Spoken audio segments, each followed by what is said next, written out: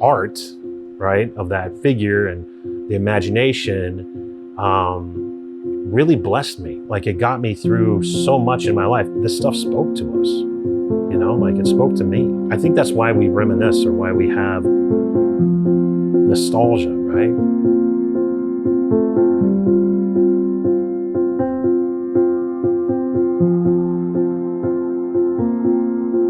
My name is Matthew Smith, and I am the founder and CEO of True Legacy.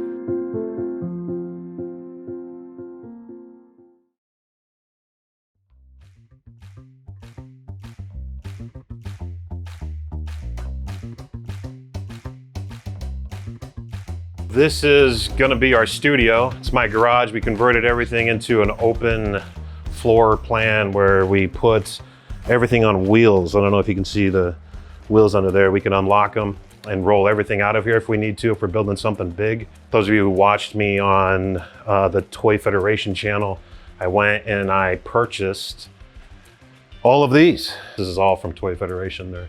They were awesome to hook me up with everything they had. I still have a couple more there I have to pick up. I love art. And a part of me wanting to make this company has a lot to do with the fact that I'm not seeing things made from the stuff that we love that really looks like the stuff that we loved in the toy world, right? Or in the cartoon world that looks exactly like it. And it seems to be like a little bit of a twist, or, you know, some things aren't, it doesn't add up. We're taking all of these figures, like HeMan here, and we're scanning them in. We scan everything separate that we can, like all the armor. And then if you come over here, you can see the HeMan. We originally tried to scan them with the armor on, but then the armor, you can't see underneath and in between. It looks like it's growing out of his muscles. And we thought that looked really cheesy and not very good. And there's something about that, you know, I want it to look like the original character, the original art. So my wife is a school teacher, and she loves definitions. And so true or truth means it's the objective standard by which we measure reality, right? So if truth is the objective, which is not subjective, it's objective. It's the standard, right? So it's like the very first. With a HeMan toy, the one that was released, you can see that's the standard. Each HeMan needs to look like that. You don't go beyond that. There was nothing. It's just that. We have to take everything apart. I put the cardboard in there just like it is in here. That's actually this cardboard paper in there, and you pop this out, and the cardboard can, you know, pop out, as you can see in there. So we're copying everything.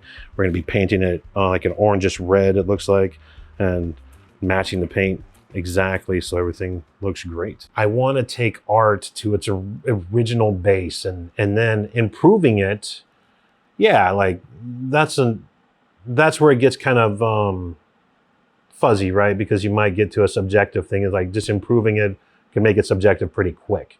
We have to be careful. So that's where legacy comes in. What did they intend? We don't actually scan one leg, we scan the whole character, right? We just print it out one leg at a time because the scanners or the printers have to print out small, unless we have a giant sprint printer, but we don't have a giant resin printer. We just have a giant FDM printer. So that looks like this right here. You can see like the lines on this. If you look closely, you'll see printing lines, which is garbage. So we printed this one out, and we have to print it out. See how this is all glued in sections? We have to print them out separately and glue them together. And this looks better because you don't see the lines. It's all smooth. If you try to sand these lines on this other one, you can't really get them out. You're gonna have to like coat them with something and then sand the coating of whatever you coated. But when you coat them, you lose the detail. And then when you sand it, you lose more detail. So I'm looking at these old artists and I'm thinking, okay, so the way they had to design it for the figurines or for whatever it was that we're going to keep true to, what was their intent? What were they trying to do? We're working on this guy right now. We brought him in to the other episode from Toy Federation. We're going to have to fix his torso. So it gets complicated with paint. We have to like paint it, then we Then we have to dry it with like a hot air, dryer to make sure it's, like that we can put the next coat on it. But we did it too soon, and you can see all the cracks and everything kind of bubbled. So we have to sand this back down. But when you also heat it up, these break very easily. They just become these little fragile things. So we had to print out new ones. I think there's some around here somewhere, right here. So we have to print out these new ones to stick in there so we can use them. It becomes a very delicate kind of fragile thing. These aren't going to be tough like the toys. So if we drop it, it breaks into a million pieces. But we're doing a centerpiece. We're not designing to sell like to everybody. So it's a blend of both. We want to take the standard, but you can't go beyond. And we want to implement the legacy that the artist intended and make it amazing, make it beautiful. Right now we're working on Castle Grayskull. I think it's gonna take like 2 weeks to print Castle Grayskull. It took 2 weeks to scan it. We're not the best at it. I'm sure there's professionals out there that can do way better than us, but we are learning right at the beginning, and we're just trying to figure it all out. I think art, you can be religious or not, but I think art points us to deeper truths.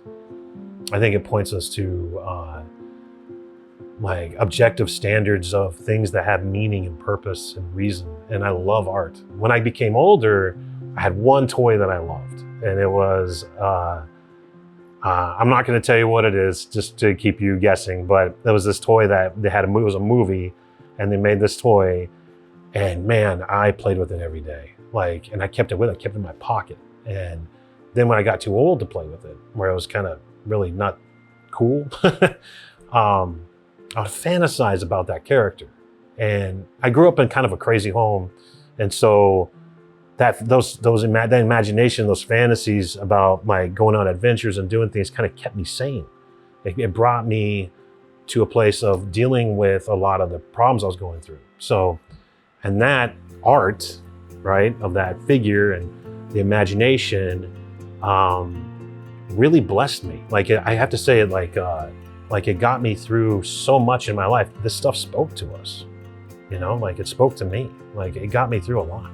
And I think that's why we reminisce, or why we have, what's that word? Nostalgia, right? Like we get older, we get into our 40s. We think back like at those adventures and that like we were so innocent back then, and we didn't know what the world was going to show. And we kind of like lose a lot of that innocence. We lose it over time, and then we get to that age where it's like, okay, now we're middle-aged, and we're thinking, man, I think I want that old toy I had. Some people do it with cars, right? When they're kids and they want they're teenagers and they get their convertible.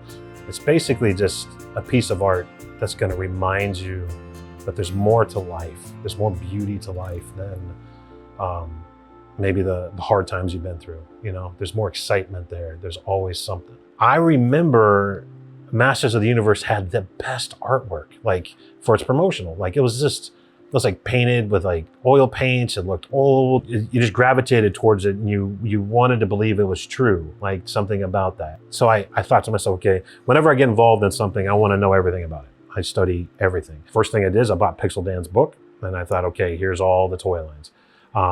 Then I bought every other book I could find on Masters of the Universe, every comic book ever made, like whatever that book's called. I got and I just started studying the storyline, studying the promotional artists. I watched the Netflix, Toys That Made Us. I just started studying and going through, and I got fascinated. And I was like, man, this is actually a pretty sick line. This is really cool.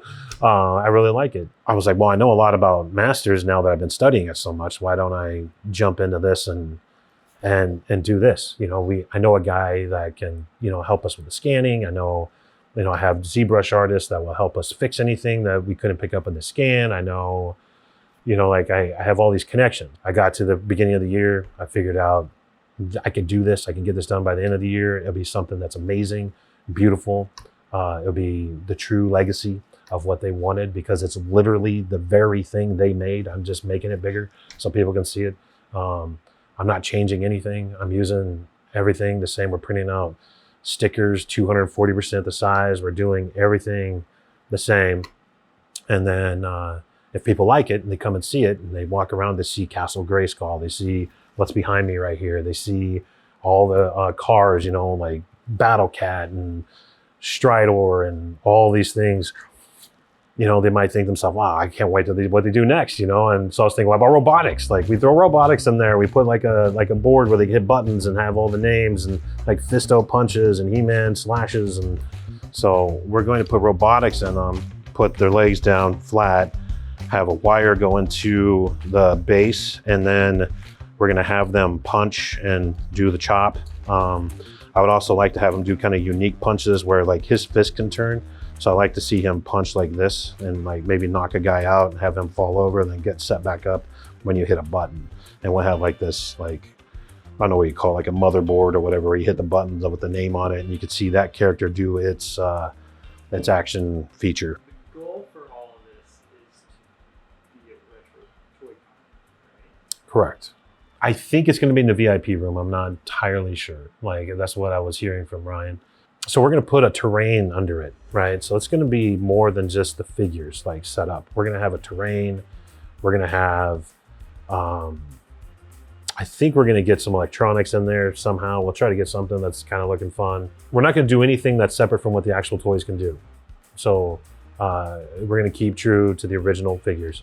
You're not going to be able to touch them or play with them because they're fragile.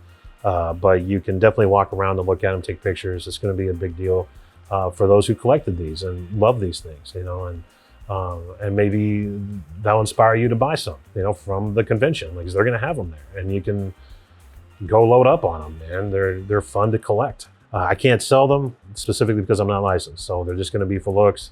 But once I get licensed, I will definitely figure out a way to get these to you if this is something they license me for.